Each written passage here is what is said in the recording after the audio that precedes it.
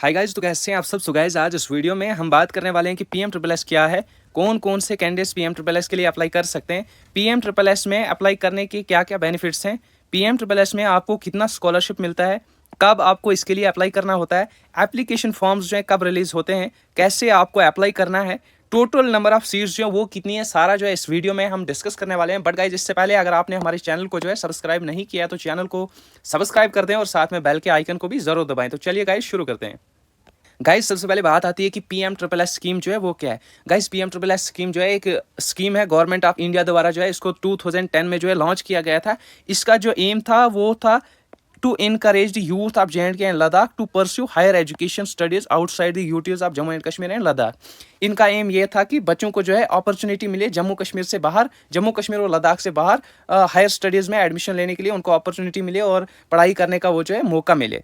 उसके बाद गाइस बात आती है कि टोटल नंबर ऑफ सीट्स जो है वो कितनी है। गाइस, यहाँ पर आप मेरी स्क्रीन पर देख सकते हैं कि टोटल नंबर ऑफ सीट्स जो है वो 5000 होती हैं, जिसमें से जनरल डिग्री कोर्सेज के लिए आपकी जो सीट्स हैं वो 2070 होती हैं। जनरल डिग्री यानी कि अगर आप बीए करना चाहते हैं सिंपल, या फिर बीएससी करना चाहते हैं, बीकॉम करना चाहते हैं पीएम ट्रिपल एस के थ्रू, तो वहां पर आपको 2070 यानी 2070 सीट्स वहां पर जो है आपको रिजर्व होती हैं, वहां पर आप एडमिशन ले सकते हैं। उसके बाद अगर आप professional courses PM triple S के थ्रू करना चाहते हैं, जैसे बीएससी नर्सिंग हो गया, बैचलर्स इन फार्मेसी हो गया, बीए एलएलबी जैसे कोर्सेज हो गए, तो इन कोर्सेज के लिए आपकी जो सीट्स हैं 2830 होती हैं, यानी कि 2830 सीटें प्रोफेशनल कोर्सेज के लिए होती हैं। उसके बाद अगर आप पीएम ट्रिपल एस के थ्रू जो है स्कॉलरशिप लेना चाहते हैं बीडीएस के लिए या फिर एमबीबीएस के लिए, जो नीट आपको देना ही है उसके लिए, उसके बाद अगर आपको एडमिशन मिल जाता है तो उसके लिए आपकी 100 सीट्स होती हैं, 100 सीट्स होती हैं, और आपको 100 सीट्स पर जो है वहां पर आपको स्कॉलरशिप मिलता है।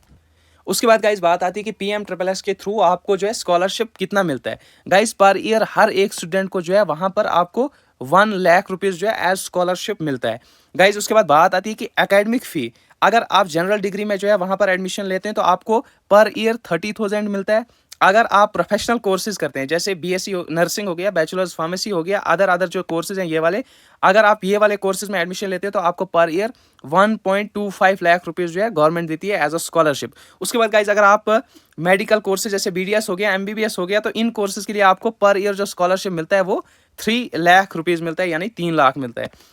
उसके बाद गाइज यहाँ पर आप देख सकते हैं जो पर ईयर आपको 1 लाख रुपीज जो आपको एज अ स्कॉलरशिप मिलता है वो आपको डायरेक्टली एक बार 1 लाख नहीं मिलता है, बट कि स्टार्टिंग में जब आप ज्वाइन करते हैं तो उस टाइम आपको जो है 20,000 रुपीज आपके अकाउंट में डाले जाते हैं। उसके बाद हर मंथ जो है पर मंथ जो है आपको 10,000 रुपीज मिलते हैं। टोटल आपको एक ईयर में जो है, एक साल में आपको 1 लाख रुपये वहां पर जो है आपको स्कॉलरशिप मिलता है।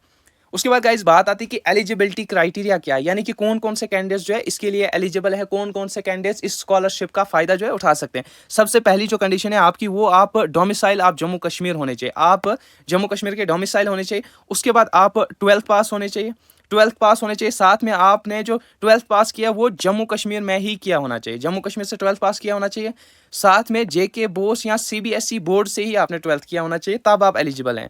साथ में गाइज आपकी जो घर की इनकम है वो 8 लाख से कम होनी चाहिए पर ईयर, यानी कि एक साल में आपकी जो फैमिली की इनकम है वो 8 लाख से ज़्यादा नहीं होनी चाहिए, सिर्फ 8 लाख या 8 लाख से कम होनी चाहिए, तभी आप इसके लिए जो है एलिजिबल हैं हो जाएगा। उसके बाद गाइज बात आती है कि आपका एडमिशन जो है पीएम ट्रिपल एस के लिए कैसे होता है। सो गाइज यहाँ पर आप देख सकते हैं कि पीएम ट्रिपल एस के लिए जो आपके एप्लीकेशन फॉर्म्स है वो ऑनलाइन एक प्रोसेस रहता है। जब भी ये फॉर्म्स रिलीज हो जाएंगे तो मैं आपको बता दूंगा कि कैसे आपने जो है उनके लिए अप्लाई करना है। उसके बाद गाइज पीएम ट्रिपल एस में जो आपका रिजर्वेशन सिस्टम है वो कैसे अप्लाई होता है उस पर हम चर्चा करने वाले हैं। सबसे पहले मैं आपको बता दूं, शेड्यूल्ड कास्ट एससीज के लिए यहाँ पर 8% रिजर्वेशन होता है, एसटीज के लिए यहाँ पर 20% रिजर्वेशन होता है।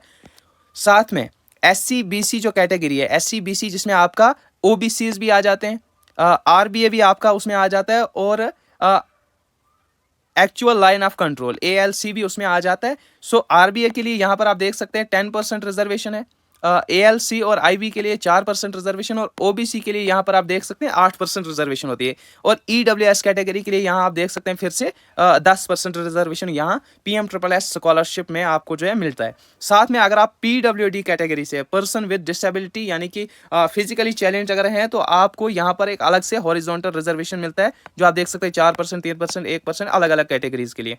उसके बाद गाइज अगर आपको कोई भी डाउट आपका रहता है तो आप कॉमेंट सेक्शन में पूछ सकते हैं। साथ में अगर आपको कोई वीडियो अच्छा लगा हो तो वीडियो को लाइक कर दें और चैनल को सब्सक्राइब कर दें। Thank you.